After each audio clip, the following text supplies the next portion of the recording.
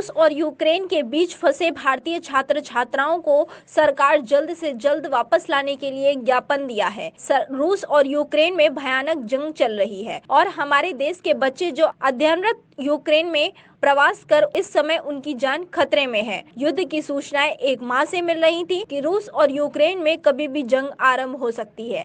ऐसी स्पष्ट स्थिति में विदेशों में स्थित हमारे दूतावास के जिम्मेदार सोते रहे। परिणाम स्वरूप मध्यम वर्ग के निश्चयांतर्गत समस्त छात्रों की जान आज खतरे में है। ऐसी विकट स्थिति में एयर इंडिया के संचालकों ने किराया दोगुना कर छात्र हितों की अपेक्षा करके मुनाफाखोरी की प्रवृत्ति का परिचय दिया है। जानकारी मिल रही है कि कुछ एयरवेज एजेंसियों ने किराया 30,000 से बढ़ाकर 75,000 और कुछ ने उससे भी ज्यादा किराया कर दिया। मध्यम वर्ग के लोगों के लिए इस प्रकार की किराया वृद्धि भारी पड़ी और हमारे देश के बच्चों की जान खतरे में पड़ गई। वर्तमान में बच्चे भूख और ठंड से बेहाल होकर बीमार पड़ रहे हैं और हमारे दूतावासों से उन्हें मदद नहीं मिल रही है। दृश्य ऐसे भी मिल रहे हैं कि यूक्रेन की पुलिस हमारी बच्चियों और बच्चों की पिटाई कर रहे हैं जो हृदय विदारक है। हमारे मंच का दृष्टिकोण है कि सार्वजनिक संस्थानों का निजीकरण खतरनाक है। यदि आज हमारी सार्वजनिक एयरवेज होती तो न किराया बढ़ाया जाता न बच्चे खतरे में पड़ते। बच्चों के माँ बाप भारत में तड़प रहे हैं एवं बच्चे यूक्रेन में तड़प रहे हैं। हमारे मंच की मांग है यूक्रेन से हमारे बच्चों को स्वदेश लाने के लिए संबंधित देशों से वार्ता कर भारतीय वायुसेना के वायुयानों की अविलंब मदद ली जाए एवं बिना शुल्क के विद्यार्थियों को उनके घर सुरक्षित पहुँचाया जाए। साथ ही एयरवेज एजेंसियों की आपराधिक मुनाफाखोरी एवं विदेश स्थित दूतावासों की लापरवाही की जांच करा के दोषियों के विरुद्ध उचित कार्रवाई की जाए। यह सरकार का नैतिक दायित्व है।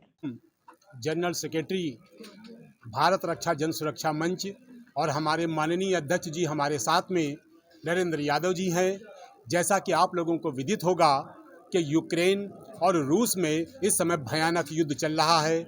इस युद्ध की अवस्था को प्रारंभ होने से पहले हमारे दूतावासों ने भयंकर लापरवाही का परिचय दिया और उन्होंने उन बच्चों को ये जानते हुए कि संभावित युद्ध होने वाला है, युद्ध आसन्न है, उसके बावजूद भी वो सोते रहे और उन्होंने हमारे बच्चों को वहाँ से निकाला नहीं। अंततः युद्ध शुरू हो गया और जब युद्ध शुरू हो गया हमारे बच्चे वहाँ से निकलने के प्रयास में थे तो एयरवेज कंपनियों ने जानबूझकर किराया 25,000 30,000 से बढ़ाकर 75,000 90,000 1 लाख कर दिया। बच्चों के पास में समुचित धन ना होने के कारण वो वहाँ पर फंसे हुए हैं। हमारी इस समय मैं डीएम कानपुर के आया हूँ और हम ज्ञापन देना चाहते हैं कि अविलंब भारतीय वायुसेना के ये ज्ञापन हमारा माननीय राष्ट्रपति जी को संबोधित है और प्रधानमंत्री जी को संबोधित है कि अविलंब एयरफोर्स की बोइंग से हमारे बच्चों को निकाला जाए और संबंधित देशों से संपर्क किया जाए कि हमारे बच्चे वहाँ से सुरक्षित यहाँ पर आ सके और उनका जीवन बच सके। मैं भारत रक्षा जन सुरक्षा मंच का प्रदेश अध्यक्ष हूँ।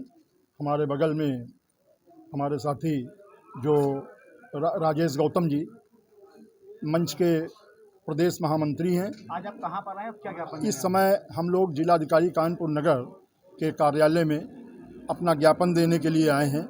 जैसा कि सबको मालूम है कि यूक्रेन में रसिया ने युद्ध के द्वारा वहाँ पर उसको पूरी तरीके से क्षतिग्रस्त कर रहा है। हमारे देश के बच्चे वहाँ पर फंसे हुए हैं जिनके बुरे हाल हैं, बीमारी के शिकार हो रहे हैं।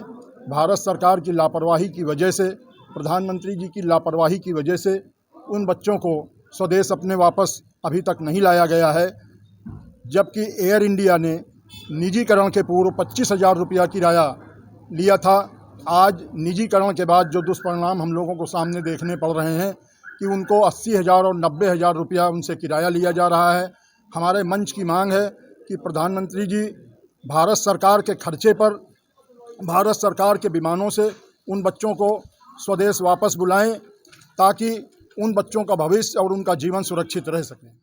अगर आपको हमारा वीडियो पसंद आया हो तो इसे लाइक करें, सब्सक्राइब करें और साथ ही बेल आइकन दबाना ना भूलें।